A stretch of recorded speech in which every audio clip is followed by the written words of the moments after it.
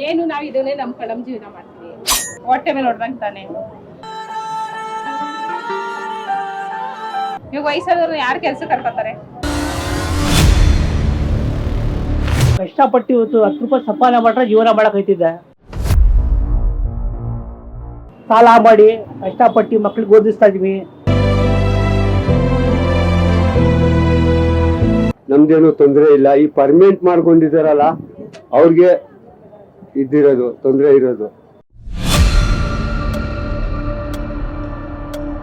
ಅವ್ರನ್ನ ದಯದ ಮೇಕಂಡ್ ಜೀವನ ಮಾಡ್ಬೇಕು. ಇಲ್ಲಿ ಎಲ್ಗ ಹೋಗೋದಕ್ಕಾದ್ರೆ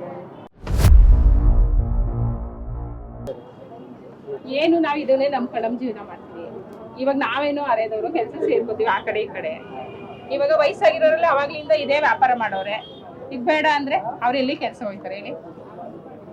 ಈಗ ಇದನ್ನೇ ನಂಬ್ಕೊಂಡು ಎಷ್ಟೊಂದು ಜನ ಕಂತು ತಕೊಂಡವ್ರೆ. ಕಟ್ಬೇಕು ಡೈಲಿ 500 600 ಕಟ್ಟೋ ತನಕನೂ ಅವ್ರೆ. ಅಂಥದ್ರಲ್ಲಿ ಇವಾಗ ನೀವು ಇಡಬೇಡಿ ಮಾರಬೇಡಿ ಅಂದ್ರೆ ಹೊಟ್ಟೆ ಮೇಲೆ ಹೊಡ್ದಂಗೆ ತಾನೆ. ಇವಾಗ ವಯಸ್ಸಾದವ್ರನ್ನ ಯಾರು ಕೆಲಸ ಕರ್ಕೋತಾರೆ? ಅವರು ಸಾಲ ತಗೋಬಿಟ್ಟವ್ರು. ಈಗ ಅವ್ರು ಮೋಸ ಮಾಡ್ದಂಗೆ ತಾನೆ. ಈಗ ಅವ್ರಿಗೆ ದುಡ್ಡು ಕಟ್ಟೋದು ಬೇಡ. ಅವರು ಏನೇನೋ ಮಾರಿ ಇವತ್ತೆಲ್ಲ ನಾಳೆ ಕೊಡ್ತೀವಿ ಕಣಪ್ಪ ಅಂತೇಳಿ ಭರವಸೆಯಿಂದ ಜೀವನ ಮಾಡ್ಕೊಂಡು ಹೋಗ್ತಾರೆ. ಈಗ ಬಂದಿದ್ದೀರಾ ಮೇಡಮ್ ಇವತ್ತು ಅಂಗಡಿ ಏನೋ ತರ? ಇಲ್ಲ ಬಂದಿಲ್ಲ. ಹೇಳಿದ್ರು ನಾವು ನ್ಯೂಸಲ್ಲಿ ಪೇಪರಲ್ಲೆಲ್ಲ ನೋಡಿದ್ವಲ್ಲ, ಆದ್ರಿಂದ ನಾವು ಪಾಲಿಸ್ಬೇಕಲ್ಲ ಅಂತ ಯಾರು ಹಣ್ಣುಗಳು ತಂದಿಲ್ಲ. ಇವತ್ತು ಎಷ್ಟೊಂದು ಜನ ವ್ಯಾಪಾರ ನಿಲ್ದಾನೆ ಮನೆಗೆ ಹೋದ್ರು ವಾಪಸ್. ಎಷ್ಟು ವರ್ಷದಿಂದ ಇದ್ದೀರಾ? ಎಷ್ಟು ಆಗ್ಲೇ 30-40 ವರ್ಷದಿಂದನೂ ಇಲ್ಲೇ ಕೆಲಸ ಮಾಡ್ತೀರಾ? ಈಗ ನಾಳೆ ತೆಗಿಬೇಕು ಅಂತ ಹೇಳಿದ್ರೆ ಅವಾಗ ಏನ್ ಮಾಡ್ತೀರಾ? ನೋಡೋಣ, ಎಲ್ಲ ಸೇರಿ ಕೇಳ್ಕೊತೀವಿ. ಸರ್ ಹೊಟ್ಟೆ ಮೇಲೆ ಹೊಡ್ದಂಗೆ ಆಗುತ್ತೆ, ಏನೋ ಅವಕಾಶ ಮಾಡ್ಕೊಡಿ, ನೀವು ಹೇಳಿದ ರೀತಿ ನಾವು ನಡ್ಕೋತೀವಿ, ಮಾಡ್ತೀವಿ ಸರ್. ನೀವು ಯಾವ ಥರ ಹೇಳ್ತೀರಾ ಆ ಥರ ನಾವು ವ್ಯಾಪಾರ ಮಾಡ್ತೀವಿ ಅಂತ ಹೇಳ್ತೀವಿ. ನಮಸ್ಕಾರ ಸರ್. ನಮಸ್ಕಾರ ಸರ್, ಎಲ್ಲರಿಗೂ ನಮಸ್ಕಾರ. ಎಲ್ಲರಿಗೂ ಒಳ್ಳೇದಾಗಲಿ. ಎಲ್ಲರೂ ಬೀದಿ ವ್ಯಾಪಾರದವ್ರಿಗೆ ಎಲ್ಲರಿಗೂ ಒಳ್ಳೇದಾಗಲಿ. ಸಣ್ಣ ಪುಟ್ಟ ವ್ಯಾಪಾರ ಮಾಡ್ತಾವ್ರೆ, ಬದುಕುತ್ತವ್ರೆ, ಹೆಂಗೋ ಜೀವನ ಮಾಡ್ತಾವ್ರೆ. ಕಷ್ಟಪಟ್ಟು ಮಳೆ ಆಗಲಿ ಬಿಸಿಲಾಗಲಿ ಎಲ್ಲರಿಗೂ ಜೀವನ ಮಾಡಲಿ. ಎಲ್ಲರೂ ಬದುಕಬೇಕು, ಎಲ್ಲರಿಗೂ ಚೆನ್ನಾಗಿರ್ಬೇಕು ಸರ್. ಇವತ್ತು ಮಾಡ್ರೆ ಇವತ್ತು ಕಷ್ಟಪಟ್ಟು ಇವತ್ತು 10 ರೂಪಾಯಿ ಸಂಪಾದನೆ ಮಾಡ್ರೆ ಜೀವನ ಮಾಡೋಕೈತಿದ್ದೆ. ಇವತ್ತು ಮಾಡಿಲ್ಲ ಅಂದರೆ ನಾಳೆ ಆಗಲ್ಲ. ಜೀವನ ಮಾಡ್ಬೇಕಾದ್ರೆ ಭಾಳ ಕಷ್ಟ ಐತೆ. ಮುಂಚೆ ವ್ಯಾಪಾರ ಚೆನ್ನಾಗಿ ನಡೀತದೆ, ಇವಾಗ ವ್ಯಾಪಾರ ಫುಲ್ ಡೌನ್ ಇದೆ, ವ್ಯಾಪಾರಗಳು ಇಲ್ಲ. ಸಾಲ ಮಾಡಿ ಕಷ್ಟಪಟ್ಟು ಮಕ್ಳಿಗೆ ಓದಿಸ್ತಾ ಇದ್ವಿ, ಬಾಡಿಗೆ ಕಟ್ತಾ ಇದ್ವಿ. ಇದರಲ್ಲೇ ಎಲ್ಲರಿಗೂ ನೋಡಬೇಕು, ತಂದೆ ತಾಯಿಗೆ ನೋಡಬೇಕು, ಅಕ್ಕನ ಮಕ್ಳಿಗೂ ನೋಡಬೇಕು. ನಮ್ಮ ಮಾವ ಬೇರೆ ಸತ್ತೋಗ್ಬಿಟ್ರವ್ರೆ, ಅವ್ರಿಗೆ ಮಕ್ಕಳಿಗೆ ಫೀಸ್ ಕೊಟ್ಟಾಗೆ ಎಲ್ಲರಿಗೂ ಇದರಲ್ಲಿ ಜೀವನ ಮಾಡೋದು ಭಾಳ ತೊಂದರೆ ಇದೆ. ಇದು ಮಾಡ್ರೆ ಇದೆ, ಇಲ್ಲಾಂದ್ರೆ ಇಲ್ಲ ಸರ್. ನಾನು 30 ವರ್ಷದಿಂದ ವ್ಯಾಪಾರ ಮಾಡ್ತಾ ಇದ್ದೀನಿ ಸರ್. ಈ ಕೋರ್ಟಿಂದನೇ ಆದೇಶ ಮಾಡಿಬಿಟ್ಟಿದ್ದಾರಲ್ಲ, ಮಾಡೋಣ ಸರ್. ಸರಿ, ನಾವು ಇಲ್ಲಿ ಕೊಳ್ತನ ಮಾಡ್ದಲ್ಲ, ದರೋಡೆ ಮಾಡ್ತಾ ಇಲ್ಲ, ಸ್ಮಗ್ಲಿಂಗ್ ಮಾಡ್ತಾ ಇದ್ದಲ್ಲ. ನಾವು ಕಷ್ಟಪಟ್ಟು ಬೆವರು ಸುರಿಸಿ ಒಂದು 10 ರೂಪಾಯಿ ಸಿಗ್ಲಿ ಅಂತ ಅಲ್ಲಿ ಕೂತ್ಕೊಂಡಿದ್ವಿ ಮಳೆ ಬಿಸಿಲಲ್ಲಿ. ನಾವು ಸುಳ್ಳು ಹೇಳಿ ಮೋಸ ಮಾಡಿ ಯಾರಿಗೂ ನಮ್ಮ ವ್ಯಾಪಾರ ಮಾಡ್ತಾ ಇಲ್ಲ. ಸ್ಮಗ್ಲಿಂಗ್ ಮಾಡಿ, ಡ್ರಗ್ಸ್ ವ್ಯಾಪಾರ ಮಾಡಿ, ಗಾಂಜಾ ವ್ಯಾಪಾರ ಮಾಡಿ ಏನು ಮಾಡ್ತಾ ಇಲ್ಲ.